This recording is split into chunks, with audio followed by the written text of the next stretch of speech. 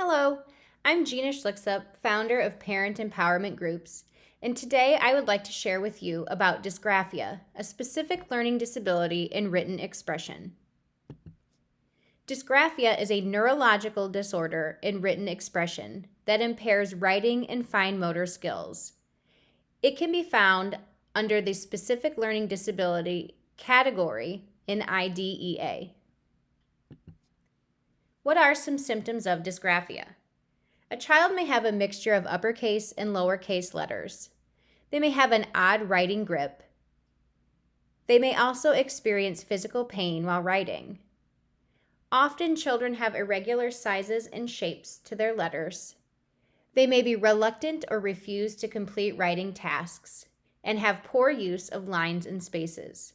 They may also lack punctuation, and their writing is generally illegible.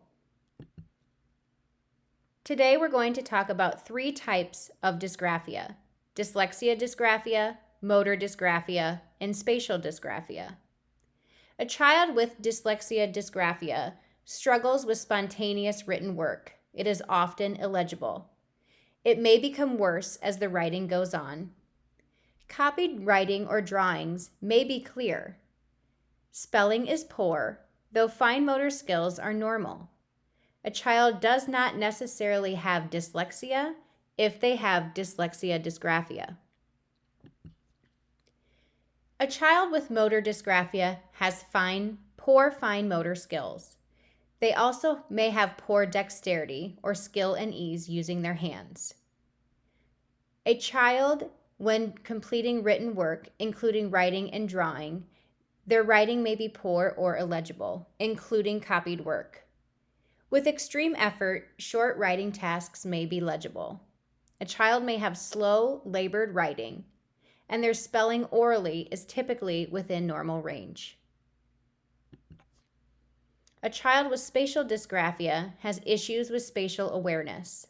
They may have difficulty staying in the lines on paper, difficulty with spacing between words, and all forms of writing and drawing are usually illegible.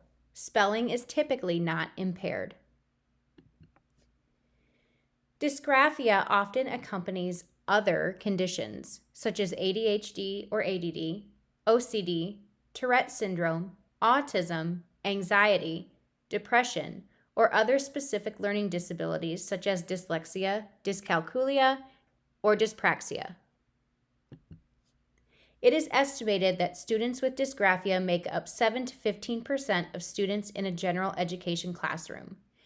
In a classroom of 20 students, that equates to between 1 and 3 students in the classroom. Accommodations are imperative for success. In this example on the left is a graphic organizer.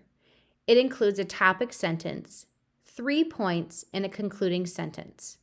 As you can see, the child struggled with this activity. He was not given the accommodation of a scribe that is part of his IEP.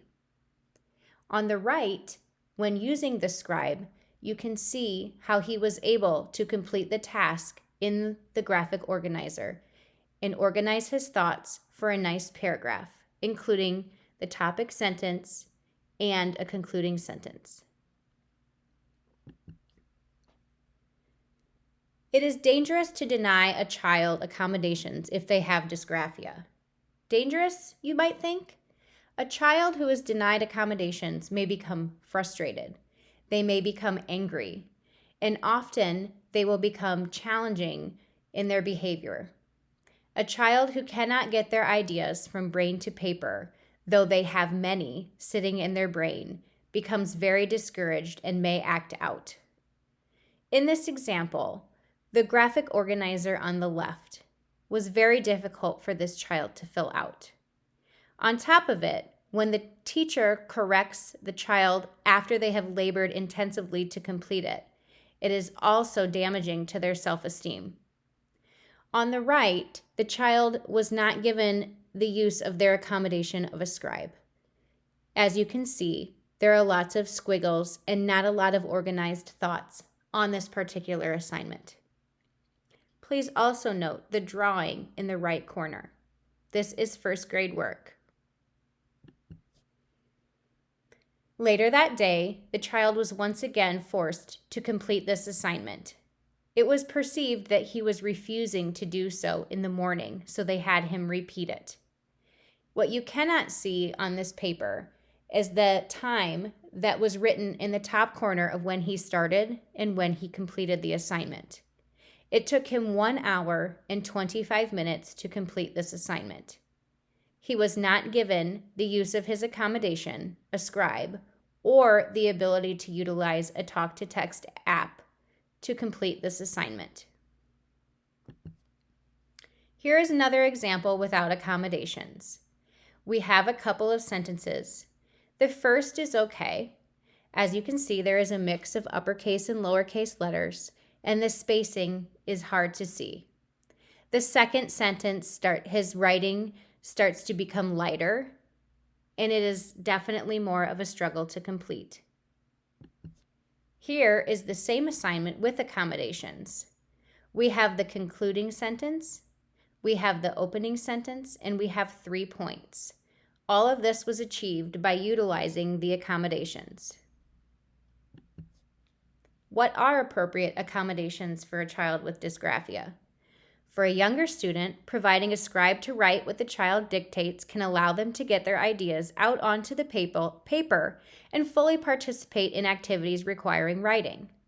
Utilizing apps on an iPad or other tablet can allow a child to work on skills requiring writing at their desk. For a child of any age, you may utilize a talk-to-text program such as Dragon Education Solutions or Google Docs voice typing. If articulation is a challenge, Dragon will adjust.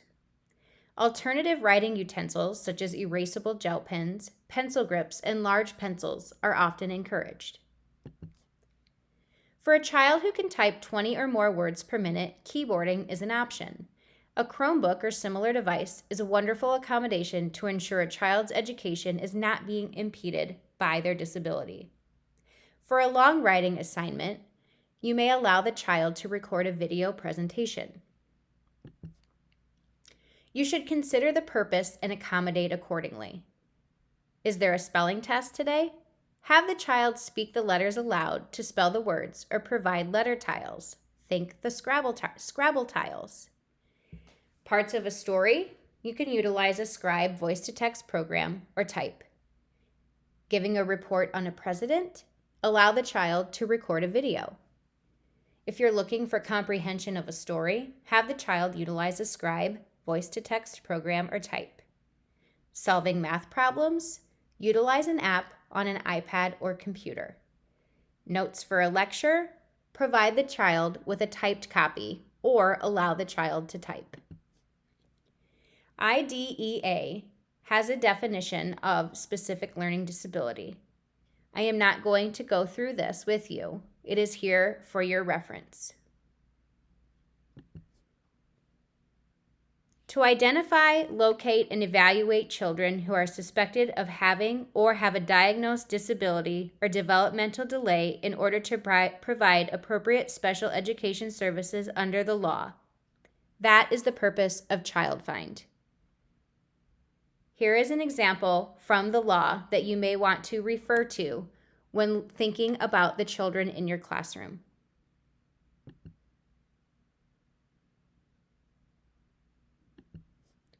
A response to intervention process cannot be used to delay or deny an evaluation for eligibility under the Individuals with Disabilities Education Act. I have attached 2 memos from the Office of Special Education Programs for your reference. What does IDEA say about evaluating for a specific learning disability? One of the most important parts of this section is that it must not require the use of a severe discrepancy between intellectual ability and achievement for determining whether a child has a specific learning disability. IQ discrepancy criterion is potentially harmful to students as it results in delaying intervention until the student's achievement is sufficiently low that discrepancy is achieved. The age when the academic problems occur are difficult to remediate if you have waited too long. Waiting to fail does not lead to closing the achievement gap. Here are some references for your use about dysgraphia. If you have a child in your classroom who frequently gets very agitated or has difficulty completing writing assignments, please consider that they may have a specific learning disability in written communication.